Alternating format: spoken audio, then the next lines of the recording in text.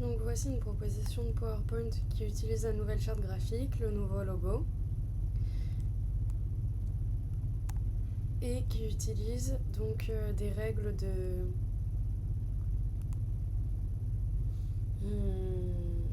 mise en page graphique pour déployer une image de marque. Donc notamment on va jouer sur la hiérarchie pour toute présentation visuelle, c'est-à-dire qu'est-ce qui va attirer l'œil en premier, puis en deuxième, puis en troisième. Par exemple, quand il y a un être humain, le regard va directement aller vers le regard de l'autre être humain. Et donc là, en fait, le regard va directement aller vers les yeux de Jessie et va ensuite directement regarder ce que Jessie regarde. Ce qui est ici le sommaire. Donc là, c'est une page où il y a peu d'informations, donc c'est pas forcément. De toute façon, on allait vite arriver au sommaire. Mais voilà, ça permet. Ce sont des petites astuces de hiérarchisation. On voit aussi que je me suis permise de mettre de laisser pas mal de vide. Laisser des espaces vides, ça permet de créer de la respiration, créer de la tension, améliorer la lisibilité, améliorer le focus. Prendre une image comme celle de Jessie là, en ajoutant un effet, donc il y a plusieurs effets, il y a l'effet de pointillisme et l'image est en bichromie avec votre bleu mélangé à un noir. Et donc ça permet tout de suite d'incorporer des éléments visuels qui donnent un effet propre et travaillé. Pareil avec cette image. Donc si jamais vous avez l'occasion de me fournir des images, ça permet d'illustrer vos présentations sans aller piocher des images sur internet qui n'ont pas forcément de rapport ou qui ne sont pas forcément travaillées pour refléter vos éléments graphiques. Donc là, pareil, encore une image transformée en bichromie que j'ai trouvée, qui n'est pas en plus de bonne qualité, que j'ai trouvée sur le LinkedIn. Ici, donc, j'essaye toujours de diviser mon espace d'affichage de manière très géométrique. Donc là, on est séparé dans le sens de la largeur en 50-50. À gauche de l'écran, j'ai séparé en un quart, un quart, un quart, en utilisant les repères de règles d'affichage. Et on va aussi jouer sur les effets. Donc là, j'ai mis un effet de vert pour afficher le texte. Et ça permet d'utiliser des matériaux récents qui permettent de construire une image de marque qui reflète l'innovation et la modernité. Donc pareil, si on insère des éléments d'illustration, il faut chercher à ce qu'ils soient géométriquement très épurés. Donc on va mettre des lignes fines. Ici l'illustration qui est faite, elle utilise seulement deux couleurs de la palette et c'est un œil qui a déjà été créé par le mouvement de la Bauhaus. Donc il s'oblige à être très épuré, à utiliser seulement des formes géométriques. Donc voilà. Là, pareil, j'ai bien séparé mon espace en deux, et puis dans le sens de la largeur, et puis dans le sens de la hauteur en trois, en n'hésitant pas à bien rapprocher les éléments de texte et en faisant apparaître donc des lignes de construction, comme on voit ici, avec ces lignes fines et des angles arrondis qui sont un peu notre élément de continuité dans la présentation. Aussi, on peut voir que le fond n'est pas blanc, c'est le gris le plus clair qui existe.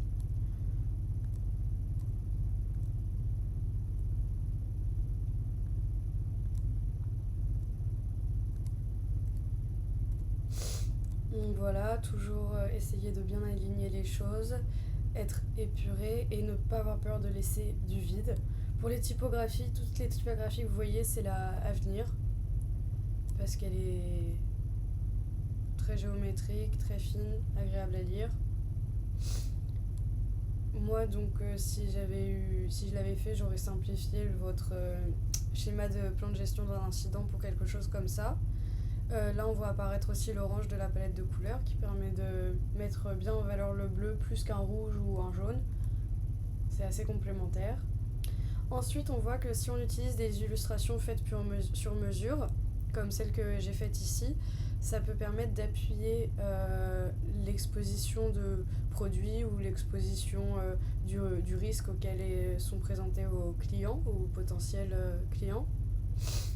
et ça permet d'illustrer de manière encore plus pertinente les fonctionnalités que vous proposez, où est-ce qu'elles agissent, et le tout en travaillant l'image de marque et, en réutilisant, en utilisant vos règles de construction graphique, votre charte graphique, en laissant du vide, en faisant des choses bien géométriques et visuellement très claires et très épurées.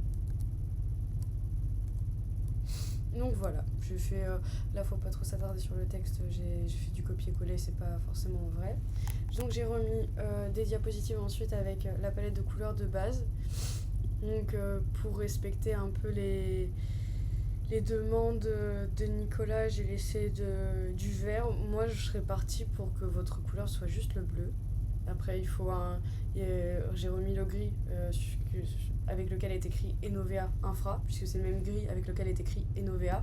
Voilà, comme par exemple quand on voit apparaître les deux logos comme suit. Donc c'est pour ça qu'on met déjà 2 couleurs sur le logo. Et je pense qu'il n'en faut pas plus. Et qu'il faudrait rester sur juste ce bleu. Parce qu'en fait, là tout de suite, dès que je commence à essayer d'insérer le vert, bon bah l'autre vert étant trop foncé, je suis obligée d'ajouter une nuance un peu plus claire d'un espèce de vert d'eau. Et moi je trouve pas ça forcément très beau, mais après si pour vous c'est validé, très bien. Là pareil, en fait c'est une jolie image, moi j'aime bien les effets comme ça, mais bon je trouve que ça fait beaucoup d'informations de couleurs.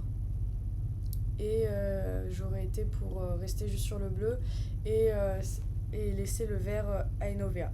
Mais voilà, moi c'est ma suggestion. Et l'orange en revanche, il est pas mal puisqu'il permet de contraster, de mettre certains éléments en valeur sans rompre la cohérence esthétique. Donc là, par exemple, on a une palette plus détaillée, je vais vous expliquer pourquoi. Donc dès qu'on veut utiliser la palette de couleurs, par exemple, on fait insertion de n'importe quelle forme. Donc dès qu'on veut la colorier, on va aller dans ici, couleur, autre couleur. Avec la pipette, on peut venir chercher notre vert. Donc là, par exemple, c'est le vert d'Enovea. Ou alors, une autre technique, c'est d'écrire le code directement. Donc, on va écrire le code déjà, premier test. Et après, on va mettre le code de votre bleu qui est 295FA7.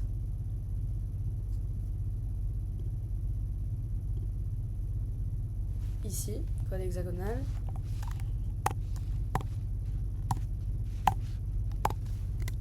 Tada! Et donc ici, pourquoi donc, la palette de couleurs un peu de base. Ici, pourquoi autant de répétitions de couleurs? Eh bien parce qu'en fait, si on prend juste les couleurs que j'ai commencé à créer sur des écrans, parce que c'est votre application principale, les écrans, on tombe avec des codes, quand on se met en cyan, magenta, jaune, noir pour l'impression, des codes imparfaits, enfin des valeurs imprécises. 23,95, l'imprimante elle aime pas trop. L'imprimante elle préfère des valeurs entières, donc par exemple des multiples de 5. Et donc à chaque fois j'ai mis 2 propositions avec des valeurs entières, mais bon vu qu'il faut pas mal arrondir au supérieur ou au inférieur, j'ai souvent mis 2 propositions. Ce qui, même si c'est des 5%, ça varie quand même pas mal, on peut voir. Et ça permet d'avoir le code hexagonal qui correspond, hexadécimal pardon, qui correspond. Et derrière, de créer des présentations. Donc si vous faites un test d'impression de toute cette feuille-là, vous allez pouvoir voir ce qui sort bien ou moins bien et ce que vous choisissez. Et derrière, ajuster, choisir, se calquer sur les codes hexadécimaux qui correspondent. Et vous allez diminuer la différence entre ce qui s'affiche à l'écran et ce qui s'affiche sur une feuille de papier. Mais bien sûr pour ça il faut tester avec une imprimante, et puis bon les imprimantes cyan, magenta, jaune, noir, parce que je pense pas que vous allez vous amuser à aller acheter les couleurs Pantone qui correspondent exactement à votre bleu. J'ai cru comprendre que c'était assez cher, même si je ne sais pas combien ça coûte exactement. Donc voilà, ça c'est une bonne alternative. Et ensuite j'ai remis une diapo pour rappeler, juste déjà 10 minutes, pour rappeler les règles de mise en page pour construire cette image de marque au travers des représentations graphiques. Donc, typiquement dans l'affichage, vous pouvez faire apparaître les repères de règles et des guides.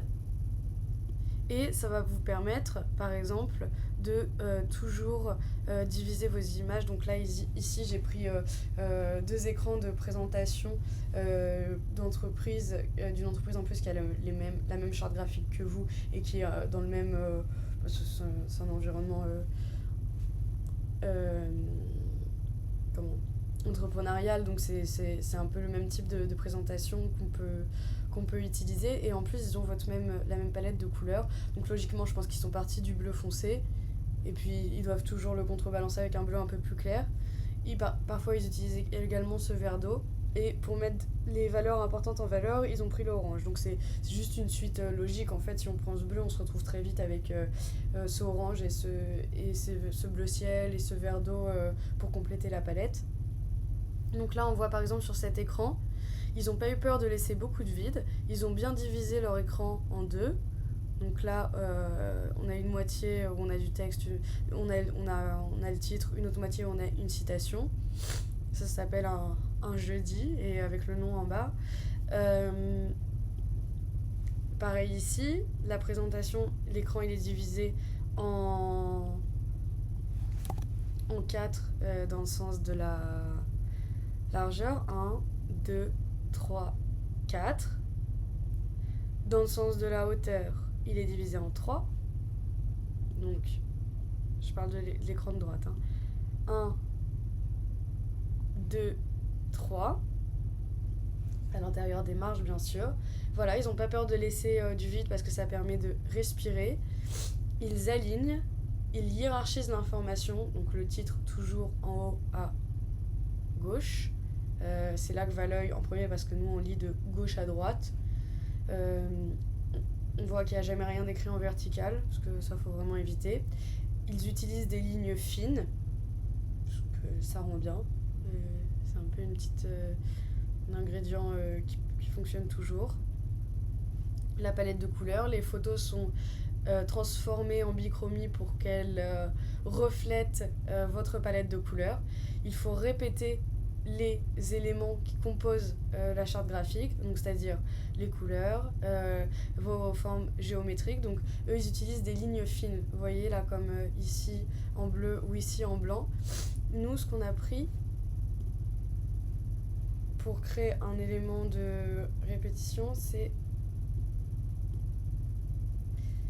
ces lignes à bord arrondi qui sont en fait insérés par des carrés à bord rond d'épaisseur 4,5 toujours, donc une épaisseur assez fine.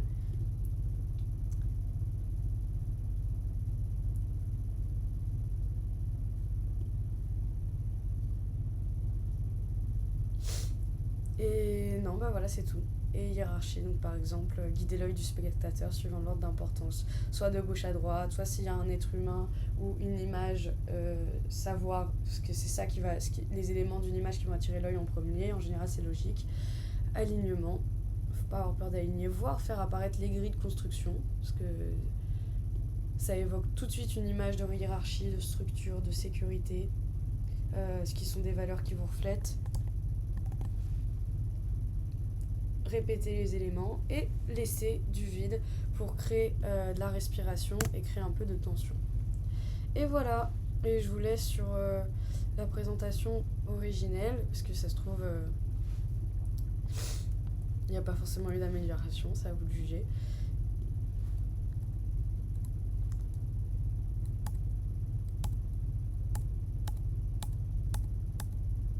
Donc voilà ce qu'on avait. Et avec les nouvelles règles et la nouvelle charte graphique,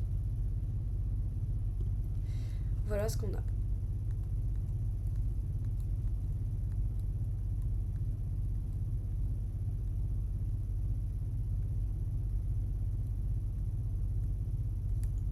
Aussi, la typographie, élément très important. J'ai seulement utilisé une typographie et c'est la typographie Avenir. Et peu importe ce que vous utilisez, je pense que le plus important, c'est d'utiliser une typographie sans sérif, donc sans empattement, et de bien respecter les règles d'espacement, c'est-à-dire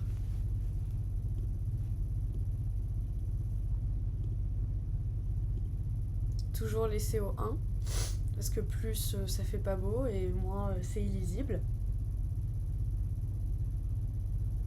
Et puis,